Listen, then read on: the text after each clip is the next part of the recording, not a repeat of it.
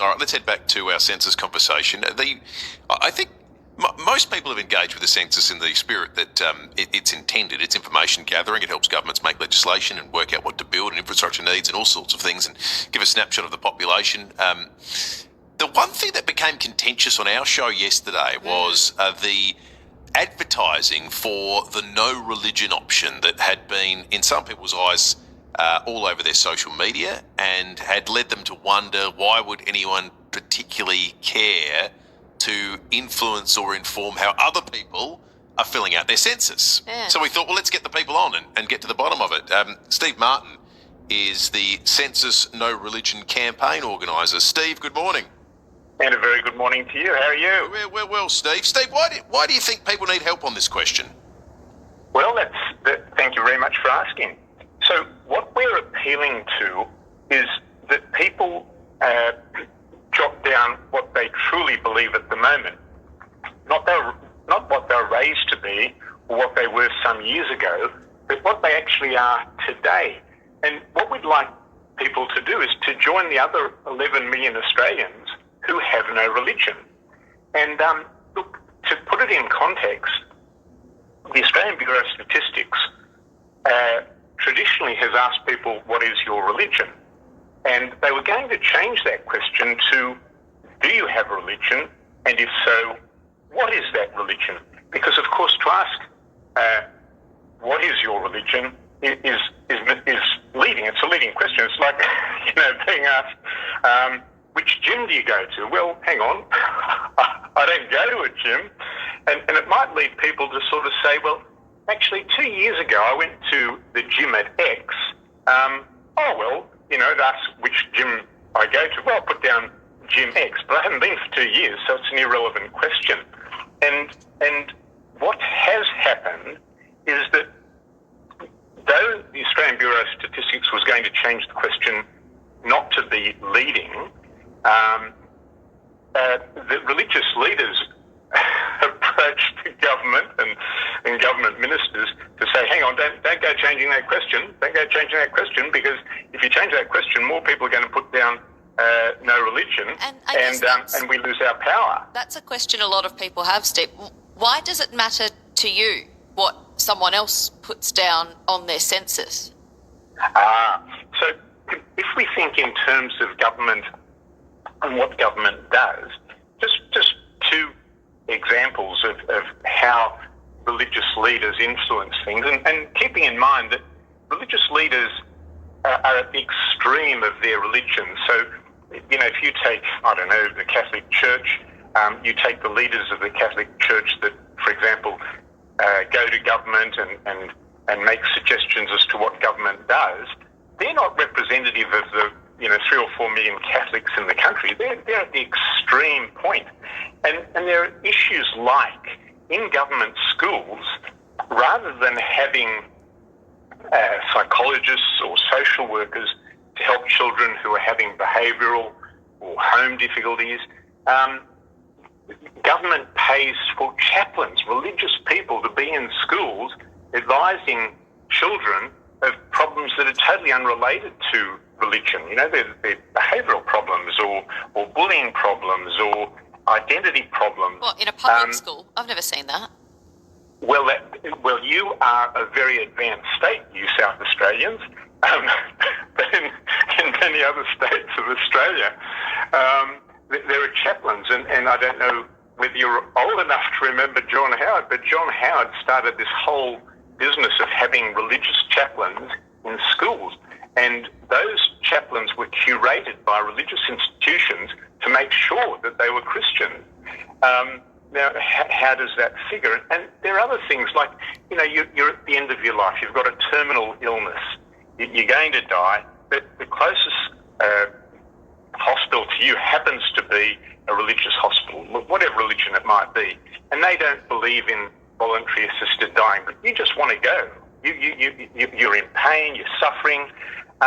How is it that a religious institution interferes in your last moments of life and how much suffering you endure? And it's inappropriate.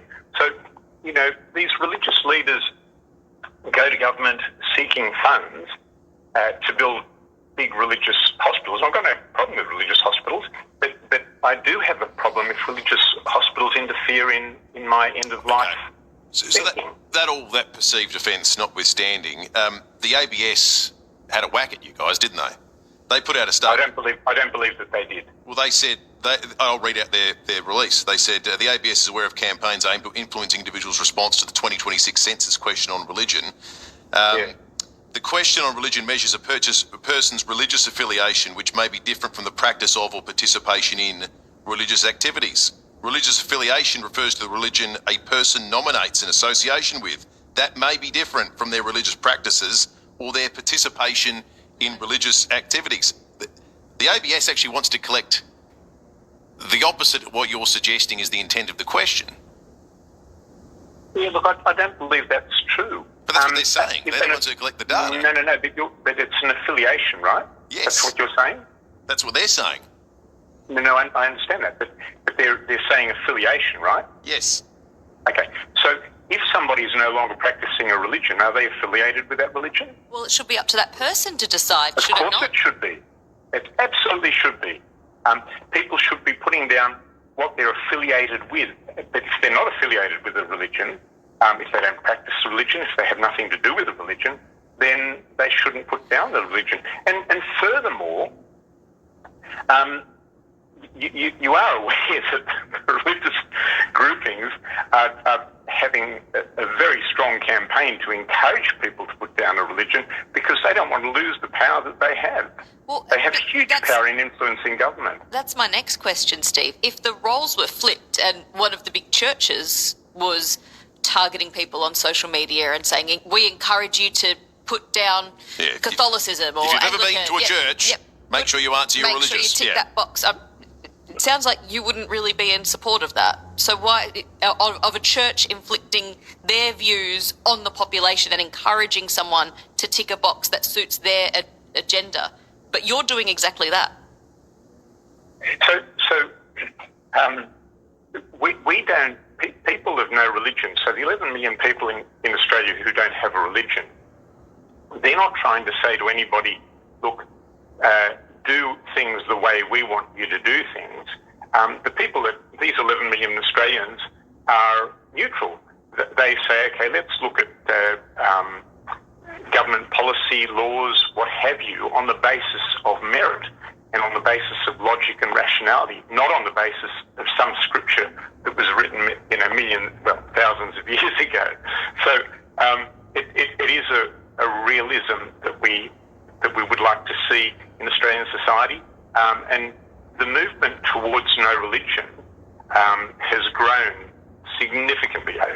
50 years ago, when I was going to school, virtually everybody was a Christian. But now Christians make up less of the population than people of no religion.